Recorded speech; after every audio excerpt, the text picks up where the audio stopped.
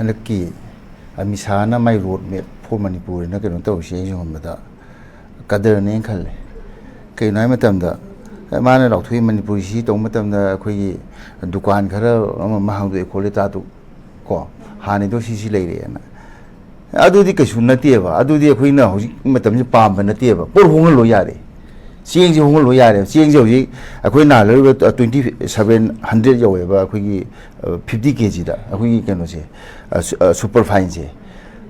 I do Hungani Hayova. I do not know how to get a Amagam Makarum Satareva, Iran, see the toy, the poaching moment, Tankaki, Makoni, yellow, also about a quick company, Miagi, Makwiki company, price to the gi, expiry with a good over, part of a port mail to never quit you on those. I think I'm laying the away, home as well, me can function a dinner. When they can lappy, Kolia, Mata, we aduna. I do put the Queen Harald and Labum, talk to him to Toxan of an issue, I know. Adamana, acquaintance Tomatam, the road me Paraga, a quickie, Zitian, Hibiri, and Hibiri, a border artisan, whatever. Borders is the acquaintance Tomatam that say, a quay, City Bobina, Sims, or the Billion my email, my last time, the call. Matami, the quay, deleted certain quarter billion, shall we? And the quay, low in a wise hand, a queen who ting ever. Kay no other as I get in the Pankido. As I get a quay lamdu, mount the number of Kavi have never. Karpumatamda, a quay straight kilometer, and your homes, songs, and sing a quay kilometer, a Mamakai, and Niga Fundoma, Yao River. At the way Kavi nothing when at my card already. I don't shall be a man of you. A quay pose a mount and never. A Mukara depends, a quay Yamaka, not of the university. I do a quay mamma thing whenever. I do Salaga, being Masamu Yawini, thing in a quena, a quay among Dore. I show not a nauji, a dimanti, a quay Yamba, Yamun, Arke, Genosi. I was in Matthew with a Marquigi, can say, Ranzenze. Magnum Yelieva, can you know that Quiggy Young Poppy looks out wildlife security, Mashimandore, Mashia Yabam with the Lodi. I don't make a they never went things. How you see no loinable thinger kind of a quay being those hit a carnival, hit a car with palm, this didn't palm runner. Hit a car with palm, dear Tumza. A queen of palm, hit a car with native. A quay palm to put a part of the cow I do. A queen, young Ivana, a quay, she wovina seems so that way, being no actually educa, a queen of the wise and Susil Kumar Sindiana, homes away ever. Mark Yam explains the way a queen hits at Pura, a quay matamdi, leader by quay Tim Dugi, it will be there, it will be Nang Hayamukalo. A quay Manipur noiti below in Hangrodo, Hamsis here, a queen in Mitakan, impart the helicopter over, Nang Defenski, Nang Serbia General Robin Diag, Loin Mashi, Taragato, Heidi, Yamtuna, experience Tabatover. I do about how we take a experience Tabato again. Budari Buro, Cariburo, say Machinti, Misana, Mamagi, 2023, me Kumapandalai. A quizity and which une maga, I should name a quay me tankuntada, other Maduda Laumano, Hadimima, even Takudi Lakani, I don't know whom you may like, and Hami never, Lucky Dre. After 15 Malakane, Takuding it, how Lakane, never, Malaki, the other Man Toxin never, I am the Migi Tabak never, Toxin never, Tony, I'm a Metoni, have a future from Highway never, Tony is who don't do the Siena. I will Tony at Hangtoni, Haying Tony, Adimun Tony, have you over. Say some let of Dory Rabbit. I don't know, she can be toxin never came, Yawa in the Sunkan, but I know my easy, a quay, Carvase, a queen, a queen, and a ting giver, American, so my cabinet, including a quay honorable seems, how you will be a Muyan, I do my with the cabino. My Yawi, Maggie, Mamma Power, Quiggy, yes, Hogolban, Imoyawi, a queen of Mori, the serpent, Yawi, a quick salad in a go. Matonisakana, I took sound to know a quid of Mori, the Satani, and the Yawi resident. A quid of Harawe, but my is the beginning with a which celebrate, no celebrate. Initiative low is there, low driver. A quay Yamanway, but you would meet a quay quality leader, Pui, I think more the Pui, Luenus Pui, Luena quiz to the other, the Wood of Queen is in Haine, a quay put to Manga the way the Cabigan have in a way, pinching bomb of Natieva. adai yamu ranjan hai na mana ngasagi yangon pokpi akoi lokchau wildlife sanctuary mo mang ta ri pithipi mandugi permission clearance forest yaba ma longdi khote thing mane ko akoi di thing bidi pa me matam hauji te kumai toge da akoi border leise naga asu naga gi family je ukhulom da khale hoba asom na kan da khale som khale naga mak da ju khani da yauri ba aduna mi me je divided oibo opinion je tumcha aduna akoi ni yeng de adubu madudi hayen de ba akoi na pa mi di hauji ki issue ji gi ngasi thongna ri irang ji gi masi solution ko pur ka de ga dune ba anagi border issue de ai bo bi le ma matam de gi kilometer 10 ma kaino kha dan la ba ne ba adu moina kha lu chali hai ba na te ba adu akoi pam de akoi hauji le issue ji kumai to re wai sana na ba kana interlocutor hape kana wai sana na ba team khali hai bu dune ba team da akoi stakeholder myam lu yaw yai na bari side tagi akoi maru tomsa yaw bi ai CSO myam side tagi ai gi now Jitendra yaw bi ai political party su yaw bi ai ba akoi ni yeng de adu bu ma tan na te ba mamang da moina kyam suye da si ira ji lo sin ba ne na akoi anusia wiki le gi da akoi gi dili dagi la ga mingdu sumai taw ha ga ma ga ya na ga do mi khara khala ga akoi gi loina ma do madu ma sitting ma pham gi de ba madu gi peace pro na ho na ba si ma ya bi dai di toksin na ba ayam ba gi thaba praja myam da minamba akoi je lai he maroi natun pangbani mamit khubani ga hairaga sum taw ma le ba man taw jaduna mana kayamu sitage da akoi manipur jam site ba akoi BJP central government na akoi gi manipur chief minister je maro dai nuti gi akoi 24 hour ma telephone na paw phone akoi thaja di ba mana prime minister mo na si haire je amta hai ta di ba paw phone ni hai kari haire ni khongde adu mana prime minister je akoi gi mizoram chief minister laldoma je akoi kumai to ge ahu mai una kre man he sahi ama ma khai phadri ma khangi je akoi chief minister sina amuk ta una di prime minister ai una ba go man meeting am amuk tang maku songna wai sadi खुशुना बदुना ते होन पामी Manipur दंते minute 35 मा कुन पुंखाय मा फमदना Y सादना अखोई expert पुदन तौबुदुने बा अदगी अखोई CSO सिंग पुदना अदे अखोई पॉलिटिकल पार्टी म्याम पुदना वाई साबदुने का इकै लेगी माय ओपिनियन दो अदु वमत तौदना प्राइम मिनिस्टर गा मा पाउ फुदोना रि हाइबा अदे अमि सा हुदोना हाइबा अमि सा ना तौसि अखोई मासुना थाजदरि तौसिन बनी ngसाई ओइदब ngang दो अखोई हिलर गी मतमदा अखोई कै हाइबा तारे अखोई ओइदब चाम ngangu लिसिंग ngangu adu thajrakani haidana akoi tawba adu propaganda adu taw aduna ngasi ma koina yenganda akoi maki si ga gi kenu ta andalon da fawda imphal ga atop district ama division langno silakpa aduna BJP policy di center dana akoi akoi yengna ba ma thamba akoi tawno akoi minority muslim sing ma ose masida pangang ngang ba adagi amana swaidana akoi leiba maitai ga ategi nusida dana sum semba adugi bhavta leire ba akoi na taw matam aduna sigi matam je akoi ne yenga dawidi sigi matam je akoi ne inclusive oiba gai damda imphal ga thawang gi division na sem na ma ngarang nahan akoi tawino ba BJP office ta adusu akoi gi bharat sarkar gi policy program ka amna thopki madu akoi BJP office na taba akoi gi अखोई याव याब कना लो याव याब मफम न तौबे याय जितेद्रा अदु नते बा अदु the तौरगे त मखोई केडर मयाम दा अखोई gi BJP केडर मयाम दा अखोई gi मणिपुर gi district अमगा नुसिदा दना होना बा अदु gi से मा मोइना ख्वाइ हे जे डिवीजन सेमबा थबक दि तौदा बा दुनि हैना आई हाम राउंड जे हाइजेगे लाक्जे हांद्र लाक्जे जो हुजिकी ओजाना सममंगी अखोई राउंड समते मा पनबिखरबनी मैतैगा cookie gi leader singa wari shanana bagi matang ama yauri अखोई gi होम मिनिस्टर की थमकीबा वाफम सिदा हाइबा तारे वरी सानबगी मफम यावरी अगस्त की तारीख 31 कुन कुन माथोइदा सुगी मतांग स्वाइदा ट्रिपताई टोकसिदा अखोइगी मणिपुर गवर्नमेंट से यावदना सेंटर गा सोमदा कुकी की खरागा सानाखिबगी वरी समाइना लैख्रे यावदना हाइबा तारे नकन नि खकोइना सि वाफम सु सानबा मयामदा समाइन लैखिबनी इन्वॉल्वमेंट से अखोइगी मिटैगी से हाइ तारे यामना मरु ओइना हाइबा सिग्निफिकेंट मोंगदी यावदे मोंग से दुम लैरिंग से फावबा अदो वरी से कनागा सानदिनो अखोइगी करम मिहुत का सानरगा हाइबा तारे वरोइ सिंजे पुरपा ngamgadawribano ka haiba sai matang gi wahangam de dum thoglei haiba tare kamain thambini oja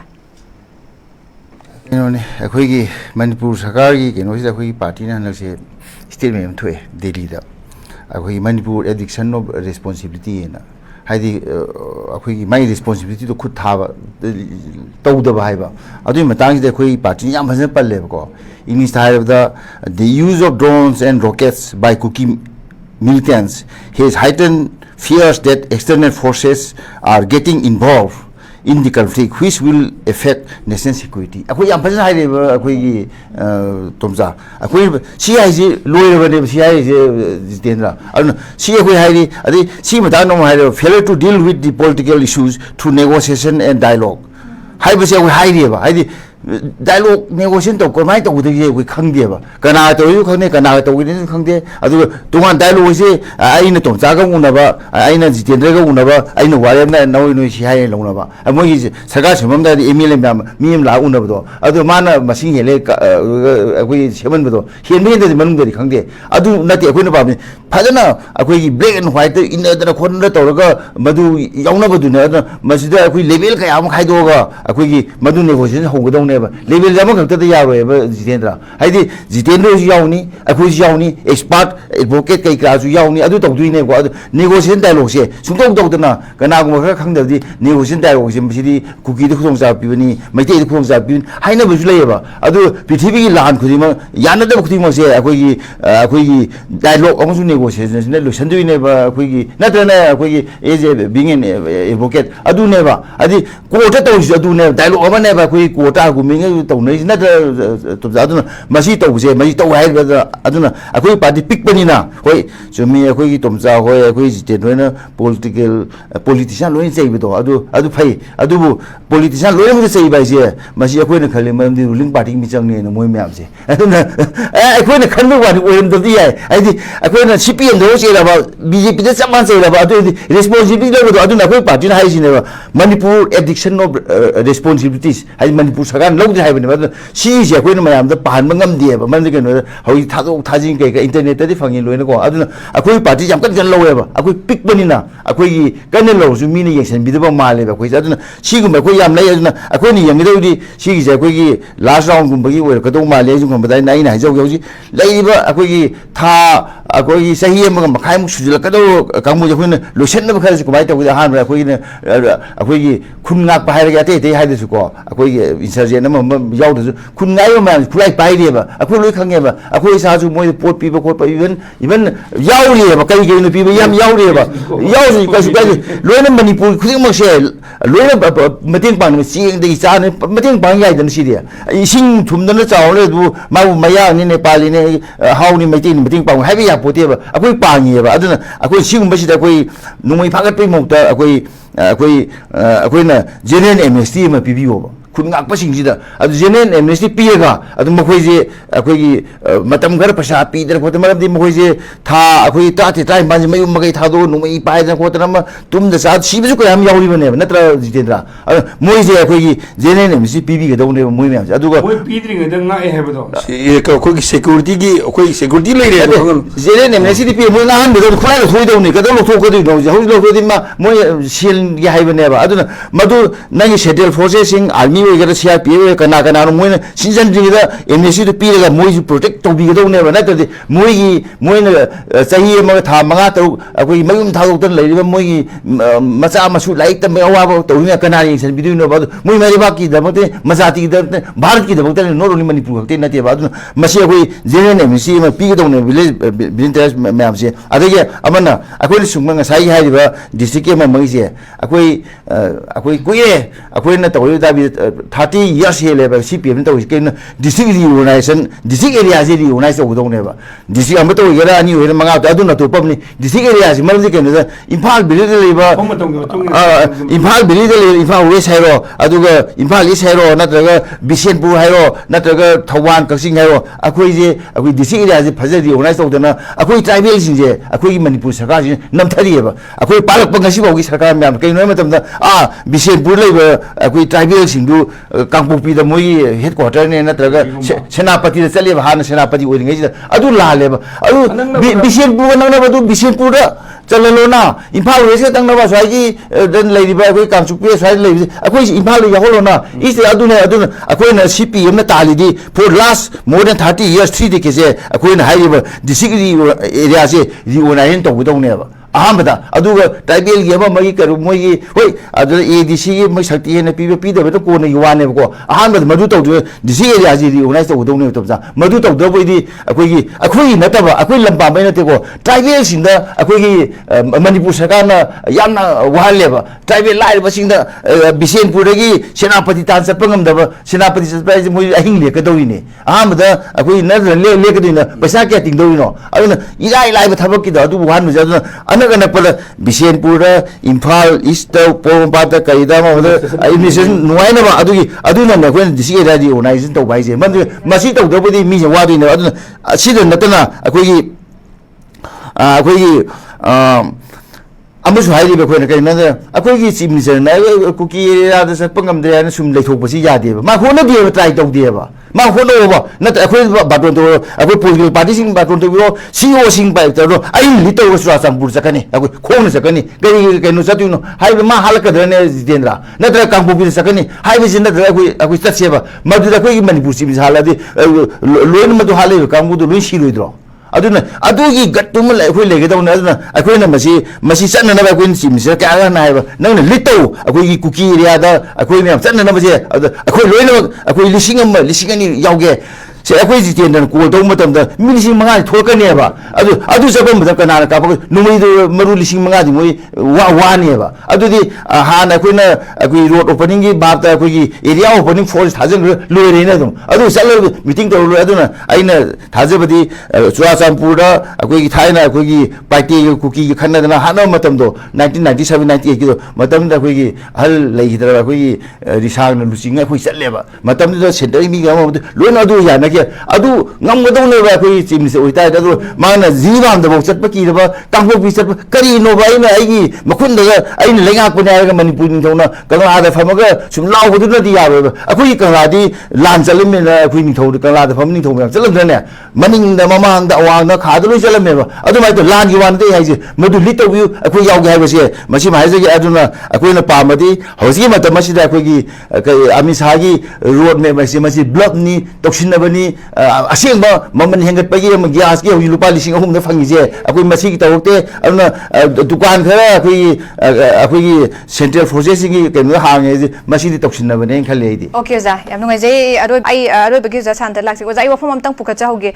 ꯉꯁꯥꯏꯒꯤ ꯀꯩꯅꯣꯒꯤ ꯃꯇꯥꯡꯁꯦ ꯂꯥꯛꯑꯀꯥꯟꯗ ꯑꯩꯈꯣꯏꯒꯤ ꯕꯣꯔꯗꯔ ꯐꯦꯟꯁꯤꯡꯒꯤ ꯃꯇꯥꯡꯁꯦ ꯃꯔꯨꯑꯣꯏꯅ ꯑꯩꯈꯣꯏꯒꯤ ꯅꯥꯒꯥ ꯇꯥꯕ ꯑꯦꯔꯤꯌꯥꯗ ꯁꯤꯗ ꯍꯥꯟꯅ ꯈꯥꯕ ꯍꯧꯕꯒꯤ ꯋꯥꯐꯝꯁꯦ ꯂꯩꯔꯦ ꯃꯇꯥꯡꯁꯦ ꯅꯥꯒꯥꯅ ꯕꯣꯔꯗꯔ ꯐꯦꯟꯁꯤꯡ ꯑꯗꯒꯤꯗꯤ FMR ꯕꯣꯔꯗꯔ ꯐꯦꯟꯁꯤꯡ ꯌꯥꯗꯦ FMR ꯌꯥꯗꯦ ꯁꯤꯒꯤ ꯄꯣꯠꯁꯦ ꯂꯩꯔꯦ ꯑꯦꯠ ꯗ ꯁꯦꯝ ꯇꯥꯏꯝ ꯍꯧꯖꯤꯛꯁꯤ 15 ꯗꯦꯖꯀꯤ ꯃꯇꯝ ꯊꯥꯔꯀꯥꯟda ꯂꯩꯔꯤꯕ ꯑꯦꯛꯖꯤꯁꯇꯤꯡ ꯑꯩꯈꯣꯏꯒꯤ ꯀꯩꯅꯣꯁꯤ ꯗꯤꯁꯇ꯭ꯔꯤꯛꯁꯦ ꯔꯣꯜ ꯕꯦꯛ ꯇꯧꯕꯒꯤ ꯁꯤꯒꯤ ꯗꯤꯃꯥꯟꯒꯤ ꯋꯥꯐꯝꯁꯨ ꯂꯩꯔꯤꯕꯅꯤ ꯍꯥꯏꯇꯥꯔꯦ ꯃꯔꯛ ꯑꯁꯤꯗ ꯕꯣꯔꯗꯔ ꯐꯦꯟꯁꯤꯡꯁꯦ ꯅꯥꯒꯥ ꯇꯥꯕ ꯑꯦꯔꯤꯌꯥꯗꯒꯤ ꯍꯥꯟꯅ ꯍꯧꯕ ꯑꯗꯨꯒ ꯈꯥꯐꯝ ꯊꯣꯛꯏꯅ ꯃꯌꯥꯝꯅ ꯄꯥꯅꯔꯤꯕ ꯃꯐꯝꯁꯤꯡꯁꯤꯗꯅ ꯀꯣꯟꯅ ꯂꯥꯛꯄ ꯋꯥꯐꯝ ꯑꯃ ꯊꯝꯕ ꯁꯣꯝꯗ ꯂꯥꯛꯁꯤꯟꯕꯁꯤꯗꯤ ꯁ꯭ꯋꯥꯏꯗꯒꯤꯗꯤ ꯑꯩꯈꯣꯏꯅ ꯀꯃꯥꯏꯅ ꯔꯦꯁꯄꯣꯟꯁ ꯂꯥꯛꯄ ꯌꯥꯏ ꯁ꯭ꯋꯥꯏ ꯑꯦꯔꯤꯌꯥꯁꯤꯗꯤ ꯄꯥꯏꯈꯠꯂꯛꯏꯕ ꯄꯣꯠꯁꯦ ꯑꯣꯖꯥꯒꯤ ꯀꯃꯥꯏꯅ ꯑꯩ ꯌꯥꯝ ꯇꯦꯟꯅ ꯍꯥꯏꯖꯒꯦ ꯑꯩꯈꯣꯏꯒꯤ ꯁꯥꯡꯈ꯭ꯔꯕ ꯑꯩꯈꯣꯏ ꯀꯩꯅꯣꯅꯤ 398 ꯀꯤꯂꯣꯃꯤꯇꯔ ꯁꯥꯡꯉꯤꯁꯤꯀꯣ ꯃꯁꯤ ꯑꯩꯈꯣꯏꯒꯤ ꯀꯟꯇ꯭ꯔꯦꯛꯇꯔ ꯑꯆꯧ ꯑꯆꯧꯕ ꯂꯩꯔꯦ ꯃꯅꯤꯄꯨꯔꯗꯁꯨ ꯃꯄꯥꯟꯗꯁꯨ ꯌꯥꯝ ꯂꯩꯔꯦ ꯑꯗꯣ ꯀꯟꯇ꯭ꯔꯦꯛꯇꯔꯗꯣ ꯑꯩꯈꯣꯏꯒꯤ ꯃꯁꯤꯗ ꯀꯤꯂꯣꯃꯤꯇꯔ ꯑꯩꯈꯣꯏꯒꯤ ꯈꯔ ꯄꯤꯊꯣꯛꯑꯒ ꯇꯧꯕꯗ ꯅꯨꯃꯤꯠ 10 20ꯗ ꯂꯣꯏꯕ ꯌꯥꯕ ꯄꯣꯠꯅꯦꯕ ꯑꯆꯧ ꯑꯆꯧꯕ ꯀꯟꯇ꯭ꯔꯦꯛꯇꯔ ꯌꯥꯝ ꯂꯩꯔꯦꯕ ꯄꯣꯠ ꯅꯨꯡ ꯋꯥꯠꯇꯕ ꯈꯣꯠꯇꯕ ꯏꯚꯟ ꯑꯆꯧ ꯑꯆꯧꯕ ꯄꯣꯠꯁꯦ ꯍꯦꯂꯤꯀꯣꯞꯇꯔꯅ ꯄꯨꯔꯒꯁꯨ ꯇꯧꯕ ꯌꯥꯕ ꯂꯩꯔꯦꯕ ꯇꯧꯒꯦ ꯍꯥꯏꯇꯥꯔꯗꯤ ꯃꯈꯣꯏꯅ ꯅꯨꯃꯤꯠ 10 ꯆꯍꯤ ꯑꯃꯗ ꯂꯣꯏꯒꯦ ꯍꯥꯏ ꯀꯔꯤꯒꯤꯗꯃꯛꯇ ꯁꯣꯝ ꯅꯥꯀꯟꯗ ꯑꯃꯨꯛ ꯁꯣꯝ ꯅꯥꯀꯟꯗ ꯑꯃꯨꯛ ꯀꯩꯗꯧꯗꯣꯏꯅꯣꯕ ꯁꯣꯝ ꯅꯥꯀꯟꯗ ꯑꯃꯨꯛ ꯇꯧ ꯁꯣꯝ ꯅꯥꯀꯟꯗ ꯆꯪꯅꯤ ꯁꯣꯝ ꯅꯥꯀꯟꯗ ꯁꯣꯝ ꯅꯥꯀꯟꯗ ꯊꯨꯗꯦꯛꯑꯃꯅꯤ ꯑꯃꯨꯛꯇ ꯇꯧꯒꯦ ꯍꯥꯏꯕꯗ ꯑꯥꯔꯃꯤꯒꯤ ꯉꯁꯥꯏ ꯍꯥꯏꯔꯤꯕ ꯃꯣꯏꯒꯤ ꯕꯣꯔꯗꯔꯗꯨ ꯑꯩꯈꯣꯏ ꯚꯤꯖꯤꯜ ꯇꯧꯅꯕꯒꯤꯗꯃꯛꯇ ꯀꯤꯂꯣꯃꯤꯇꯔ 1 ꯁꯥꯡꯕꯒꯤ ꯕꯥꯏꯅꯤꯀꯨꯂꯔ ꯇꯧꯔ ꯌꯦꯡꯅ ꯈꯣꯠꯇꯅ ꯇꯧꯅꯤ ꯍꯥꯏꯕꯗꯣ ꯑꯗꯨꯁꯨ ꯇꯧꯖꯔꯣ ꯑꯩꯈꯣꯏꯅ ꯄꯥꯝꯃꯤꯗꯤ ꯑꯩꯈꯣꯏꯒꯤ ꯑꯍꯥꯟꯕꯗ ꯈꯥꯏ ꯍꯥꯏꯗꯣ ꯑꯗꯨ ꯇꯧꯕ ꯃꯇꯝꯗ ꯊꯨꯅ ꯈꯥꯕꯁꯦ ꯑꯩꯈꯣꯏ ꯁꯣꯝ ꯅꯥꯀꯟ ꯃꯈꯥꯒꯤ ꯑꯋꯥꯡꯒꯤ ꯃꯌꯥꯏꯒꯤ ꯈꯪꯗꯅ ꯍꯦꯛꯇ ꯁꯥꯏꯃꯜꯇꯦꯅꯤꯌꯁꯂꯤ ꯍꯧꯕ ꯌꯥꯏꯑꯕ ꯄꯩꯁా ꯂꯩꯔꯕ ꯅꯠꯇ꯭ꯔꯣ ꯑꯩꯈꯣꯏꯅ ꯀꯥꯏꯊꯣꯛꯏꯁꯦ ꯀꯌꯥꯅꯣ ꯀꯥꯏꯊꯣꯛꯏꯁꯦ 37,000 crore 31,000 crore ꯑꯗꯨ ꯑꯣꯏꯔꯕꯗꯤ ꯁꯦ ꯀꯟꯇ꯭ꯔꯦꯛꯇꯔ ꯀꯣ ꯑꯩꯈꯣꯏ 50ꯗ ꯄꯤꯔꯦ ꯁꯤꯁꯦ ꯑꯁꯥꯡꯕꯁꯤ ꯄꯤꯔꯦ ꯍꯥꯏ ꯅꯠꯇꯕꯅ ꯂꯣꯏꯅꯦꯕ ꯑꯗꯨ ꯃꯗꯨꯗꯤ ꯑꯩꯈꯣꯏꯅ ꯌꯥꯝꯅ ꯂꯨꯕ ꯊꯕꯛ ꯅꯠꯇꯦ ꯃꯔꯝꯗꯤ ꯑꯩꯈꯣꯏꯒꯤ ꯄ꯭ꯔꯤ ꯀꯩꯅꯣ ꯇꯧꯔ ꯐꯦꯕ꯭ꯔꯤꯀꯦꯇꯦꯗ ꯑꯣꯏꯔꯕ ꯑꯩꯈꯣꯏꯒꯤ ꯄꯣꯁ ꯃꯌꯥꯝꯗꯣ ꯌꯨꯡꯕꯗꯅꯦꯕ ꯇꯧꯗꯣꯏꯁꯦ ꯆꯦꯛꯅ ꯆꯟꯒꯗꯧꯁꯨ ꯅꯠꯇꯦꯕ ꯖꯠ ꯖꯠ ꯇꯧꯔꯒ ꯅꯣꯡꯃꯗ ꯀꯤꯂꯣꯃꯤꯇꯔ ꯐꯅꯌꯥꯝ ꯈꯥꯕ ꯌꯥꯕꯅꯦꯕ ꯆꯦꯟꯗ ꯑꯗꯨꯅ ꯃꯁꯦ ꯃꯗꯨꯒꯤ ꯀꯩꯅꯣꯁꯦ ꯒꯠꯁꯦ ꯂꯩꯍꯟꯅꯤꯡꯉꯤ ꯑꯗꯨꯅꯅꯦ ꯑꯩꯅ ꯉꯁꯥꯏꯒꯤ ꯍꯥꯏꯔꯤꯕ ꯑꯩꯈꯣꯏ ꯑꯃꯤꯠ ꯁꯥꯍꯒꯤ ꯔꯣꯗ ꯃꯦꯞ ꯐꯣꯔ ꯃꯅꯤꯄꯨꯔ ꯍꯥꯏꯁꯦ ꯃꯁꯤ ꯇꯧꯁꯤꯟꯅꯕꯅꯦ ꯍꯥꯏꯁꯦ ꯀꯩꯅꯣ ꯃꯄꯪꯕꯨ ꯑꯝꯇ ꯍꯥꯏꯗꯕ ꯑꯩꯈꯣꯏꯅ ꯄꯥꯝꯃꯤꯕ ꯃꯅꯤꯄꯨꯔꯒꯤ ꯅꯍꯥꯔꯣꯜꯁꯤꯡꯅ ꯑꯗꯒꯤ ꯂꯣꯏꯅꯃꯛ irrespective of my caste creed ethnicity ꯑꯃ ꯂꯩꯗꯅ ꯄꯥꯝꯃꯤꯕ ꯃꯌꯥꯝꯗꯣ ꯑꯃꯠꯇ ꯌꯥꯎꯗꯦꯕ ꯃꯈꯣꯏꯅ ꯑꯗꯨꯅ ꯑꯩꯅ ꯍꯥꯏꯕ ꯗꯨꯀꯥꯟ ꯈꯔ ꯍꯥꯡꯉꯦ ꯍꯥꯏ ꯑꯩꯈꯣꯏꯅ ꯍꯔꯥꯎꯗꯅ ꯈꯣꯠꯇꯅ ꯇꯧꯒꯗꯧꯁꯦ ꯃꯁꯤꯗꯤ ꯑꯩꯗꯤ ꯇꯧꯅꯤꯡꯗꯦ ꯑꯗꯨꯅ ꯑꯩꯈꯣꯏꯒꯤ ꯍꯥꯏꯔꯤꯕ ꯑꯩꯈꯣꯏꯅ ꯇꯉꯥꯏ ꯐꯗꯅ ꯈꯥꯔꯦ ꯍꯥꯏꯔꯤꯕ ꯑꯩꯈꯣꯏ ꯇꯣꯝꯆꯥꯅ ꯍꯥꯏꯔꯤꯕ ꯃꯥꯡꯗꯕꯗꯨꯁꯨ ꯀꯣꯟꯅꯕꯨ ꯌꯦꯡꯉꯁꯦꯕ ꯈꯥꯔꯦ ꯍꯥꯏꯕꯗꯨ ꯀꯩꯅꯣ ꯇꯧꯕꯤꯌꯣ ꯑꯗꯨꯅ ꯍꯥꯟꯅ ꯀꯪꯒ꯭ꯔꯦꯁꯅ ꯃꯃꯥꯡꯗ ꯈꯥꯏꯔꯝꯕꯗꯣ ꯑꯩꯈꯣꯏꯅ ꯈꯥꯔꯦ ꯑꯗꯨꯁꯨ ꯄꯥꯖꯜꯂ ꯁꯨꯝ ꯇꯧꯔꯤ ꯌꯥꯔꯣꯏ ꯑꯗꯨꯅꯅꯤ ꯑꯩꯈꯣꯏꯒꯤ ꯍꯥꯏꯅꯩꯗꯣ ꯀꯪꯒ꯭ꯔꯦꯁꯅ ꯑꯩꯈꯣꯏꯒꯤ ꯑꯣꯜ ꯑꯩꯈꯣꯏ ꯁꯦꯀ꯭ꯔꯦꯇꯔꯤꯌꯦꯠ ꯕꯤꯜꯗꯤꯡꯁꯦ 80%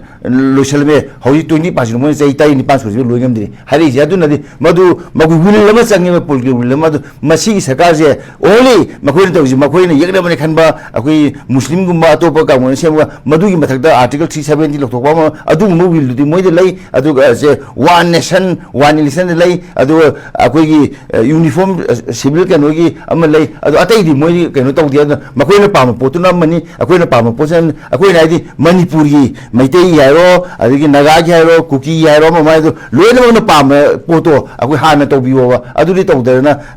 सि हानौनी सोमना हाना हौना बदुदि अदुदि हौतबसु याइ कनो